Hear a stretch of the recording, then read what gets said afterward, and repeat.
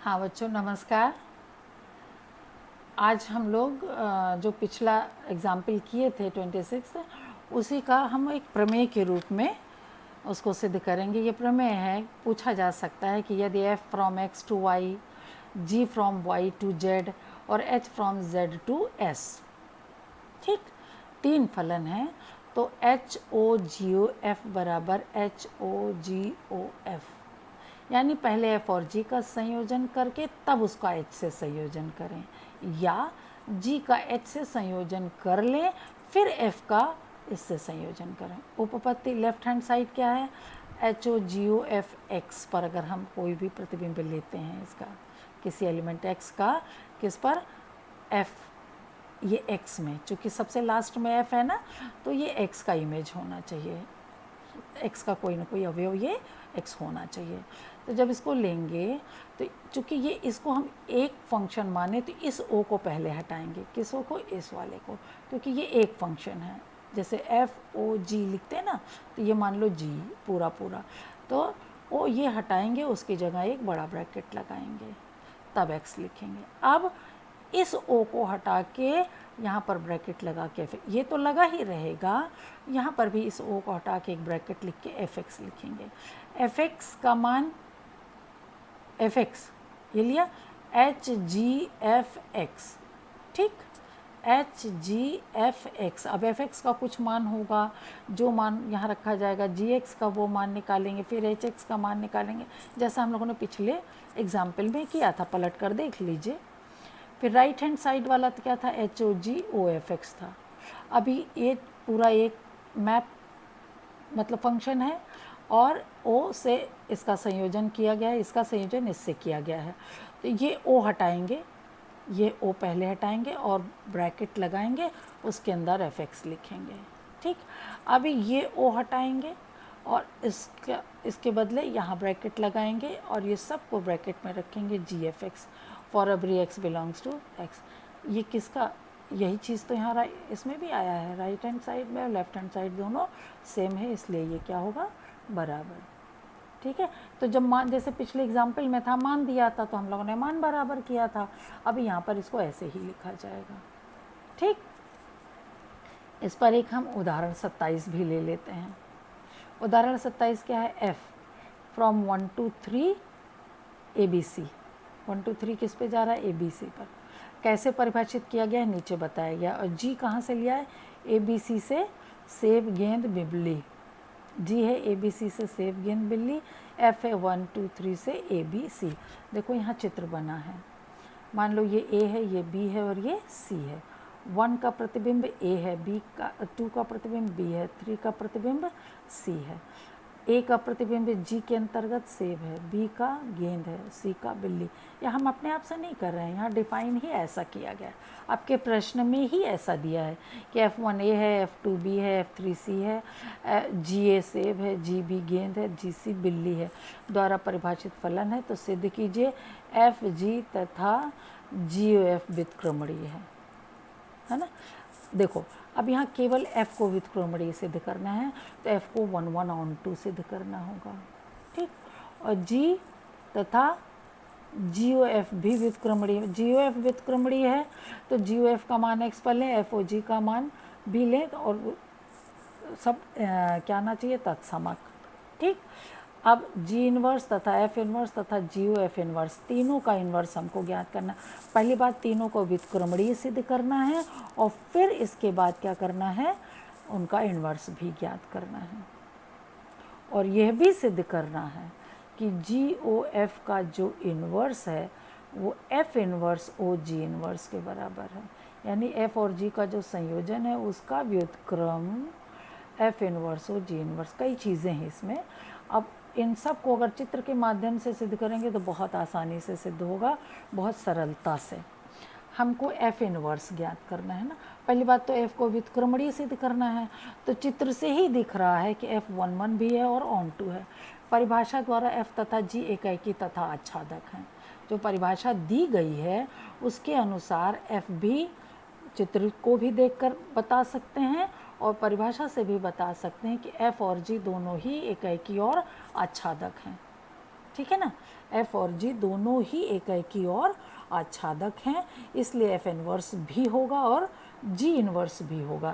तो F inverse क्या होगा, इसका उल्टा ए बी सी से 1 2 3, ए बी सी से 1 2 3, यानी एफ इनवर्स ए बराबर 1, एफ इनवर्स बी बराबर 2, एफ इनवर्स सी बराबर 3।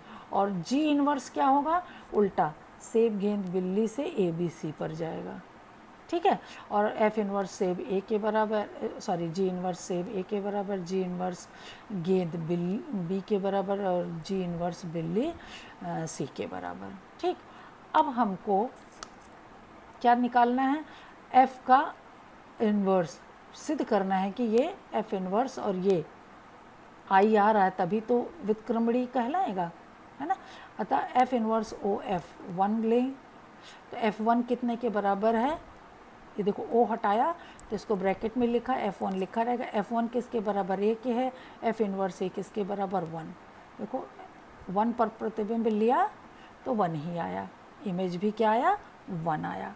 इसी तरह एफ इनवर्स F2 निकाला तो भी क्या आया, 2 आया। एफ इनवर्स F3 निकाला तो क्या आया, 3। अर्थात क्या है, ये सब तत्समकार है, यानी एफ और एफ इनवर्स एग्जिस्ट करता है, एफ का एफ इनवर्स एग्जिस्ट करता है और वो किसके बराबर है, इसके बराबर, ठीक है। ये तो हमने अलग से आपको दे दिया, बल्कि यहीं पर ही चूँकि ये आच्छादक और एकाएकी है इसलिए एफ इनवर्स जी इनवर्स एग्जिस्ट करेगा, जो कि ये होगा, ठीक है। अब चूँकि जी इनवर्स ओ जी एक्स पर कितना है, आई एक्स के बराबर है, और यह भी है, इसका मतलब ये दोनों क्या हैं, जी ओ एफ भी क्या है, व्युत्क्रमणी है, ठीक है ना। जी ओ एफ निकालेंगे तो किस में आएगा, ए टू सी में आएगा, एफ का जी से संयोजन, एफ का जी से संयोजन यानी ए से सी में, ये ए है और ये सी था, ठीक है। ए से सी में 1 पर 1 का इमेज लेंगे तो क्या आ रहा है, सेब आ रहा है। 2 का इमेज क्या आ रहा है, गेंद आ रहा है। 3 का इमेज क्या आ रहा है, बिल्ली, ठीक। और अगर एफ ओ जी इन्वर्स निकालेंगे तो जैसे इसका उल्टा हो, क्योंकि 1 1 ऑन 2 है तो ये क्या होगा, सेब गेंद बिल्ली बराबर 1 2 3। तो इसका ये निकालेंगे तो देखो सेब का 2 आ रहा है, बिल्ली का 3 आ रहा है, ठीक है। जी ओ एफ का इन्वर्स, ये जो जी ओ एफ निकाला था हम लोगों ने, जी एफ निकाला था, जी ओ एफ का ये इन्वर्स है, ठीक। अब इन दोनों को जी ओ एफ इन्वर्स और जी ओ एफ लेते हैं, जी ओ एफ का इन्वर्स और जी ओ एफ इन दोनों का संयोजन लेते हैं, ठीक है। तो अभी आपने साचर नियम पढ़ा था, जी ओ एफ का इन्वर्स 1 पर लेने जा रहे हैं, ठीक।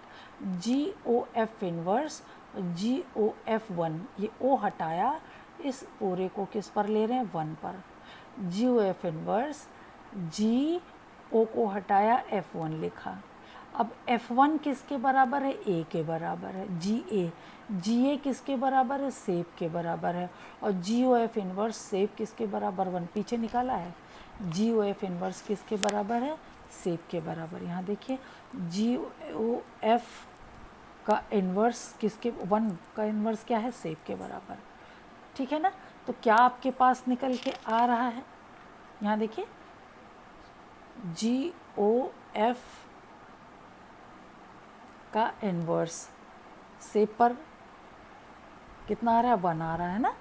तो यहाँ पर आप देखिए जी ए सेब है तो जी ओ एफ इन्वर्स जी ए सेब, सेब पर कितना है, 1 है, पीछे से मिलाते चलिएगा, सब इसीलिए लिखा हुआ है। और फिर जी ओ एफ इन्वर्स का संयोजन हम किससे ले रहे हैं, जी ओ एफ से,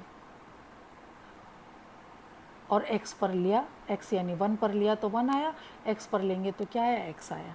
अब इसका उल्टा लेंगे, जी O F O G O F inverse, जी ओ एफ का जी ओ एफ इन्वर्स से सेब पर ले रहे हैं, सेब पर ले रहे हैं तो सेब ही आना चाहिए। ज़रा देखते हैं, इस ओ को हटाएंगे, इसको क्या करेंगे, बड़े ब्रैकेट में देखो रखा, जी ओ एफ इन्वर्स सेब, ठीक। अब जी ओ एफ इन्वर्स सेब कितना है, 1 के बराबर, पीछे दिया हुआ है। और यहाँ ओ हटाएंगे तो आएगा F1, F1 किसके बराबर, ये है, और जी ए किसके बराबर है, सेब के बराबर, ठीक। इसका मतलब सेब पर लिया तो सेब आया, यानी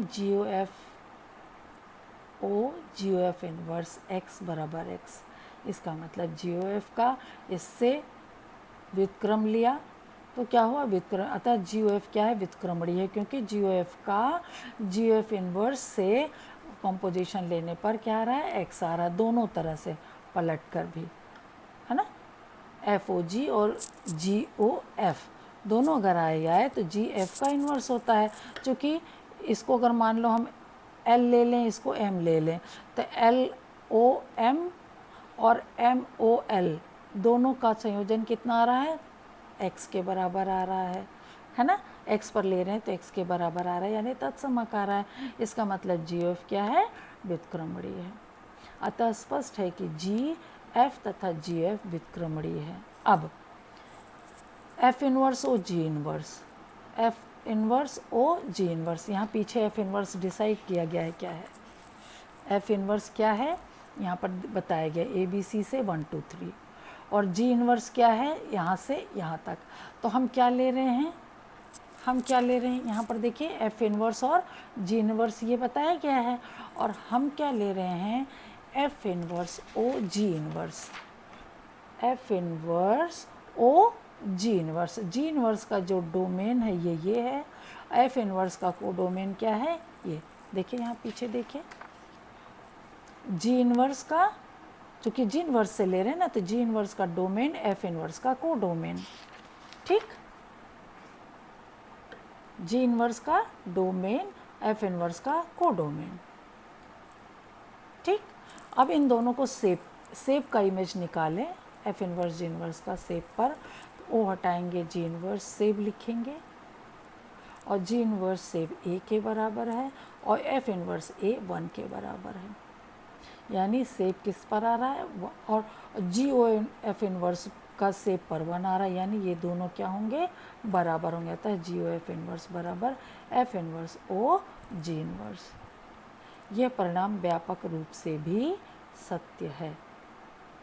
ये F और G के संयोजन का इनवर्स G इनवर्स और F इनवर्स के संयोजन के बराबर होता है। ये बहुत लंबा प्रमेय है, इसमें लंबा क्वेश्चन है, इसमें से एक या दो चीज़ें ही पूछी जाएंगी, कई क्वेश्चन इसमें पूछे गए हैं। आपको कौन कौन से क्वेश्चन पूछे गए हैं, सबसे पहले तो ये पूछा गया है कि सिद्ध कीजिए FG तथा GOF व्युत्क्रमणीय है। FG तथा GOF व्युत्क्रमणीय है, इसका मतलब क्या है कि हमको F इनवर्स निकाल कर और G इनवर्स F को भी 1 1 ऑन 2 सिद्ध करना, यानी F इनवर्स व्युत्क्रमणीय है। G इनवर्स को 1 1 ऑन 2 सिद्ध करना, यानी G इनवर्स G भी व्युत्क्रमणीय है, G इनवर्स भी मिल जाएगा। और GOF व्युत्क्रमणीय है, इसके लिए GOF और GOF इनवर्स निकालना है, और जो कि हम लोग, अच्छा, F इनवर्स भी निकालना है, G इनवर्स भी निकालना है, GOF इनवर्स भी निकालना है, कई क्वेश्चन, और साथ में ये भी सिद्ध करना है। इसलिए ये प्रश्न बहुत लंबा है, एक एक स्टेप बहुत सावधानी से कीजिएगा तो आपको बहुत अच्छे से ये समझ में आएगा। जो स्टेप, जो लाइन नहीं समझ में आए उसको आप पूछ सकते हो। यहाँ पर एक नोट भी लिखा है, तत्समक फलन किसी भी फलन से संयोजित होगा तो उस फलन का मान नहीं बदलेगा। ठीक, आज बस इतना ही। और फिर इसके बाद एक यही प्रमेय भी दिया हुआ है, देखो ये प्रमेय माना F from X to Y, G from Y to Z दो व्युत्क्रमणीय फलन है तो GOF भी व्युत्क्रमणीय होगा तथा GOF इनवर्स बराबर ये, ठीक है ना। ये प्रमेय है कि अगर ये व्युत्क्रमणीय है तो GOF भी व्युत्क्रमणीय होगा, यानी GOF इनवर्स एग्जिस्ट करेगा और उसका मान इसके बराबर होगा। यहाँ पर ये हम नोट्स में देंगे, आप इसको बहुत अच्छे से पढ़ के आप जान सकते हो कि कैसे सिद्ध करेंगे। एक चीज़ ध्यान रखना, जब भी संयोजन को किसी एक एलिमेंट पर लेते हैं तो O को हटाने के बाद ब्रैकेट लगाते हैं और पूरा अंदर वाला वैसे का वैसा ही लिखा जाता है, ध्यान रखिएगा इस बात को, ठीक है। चलते हैं आगे के, अब आगे का जो है हम कल बताएंगे। आज के लिए बस इतना ही, थैंक यू।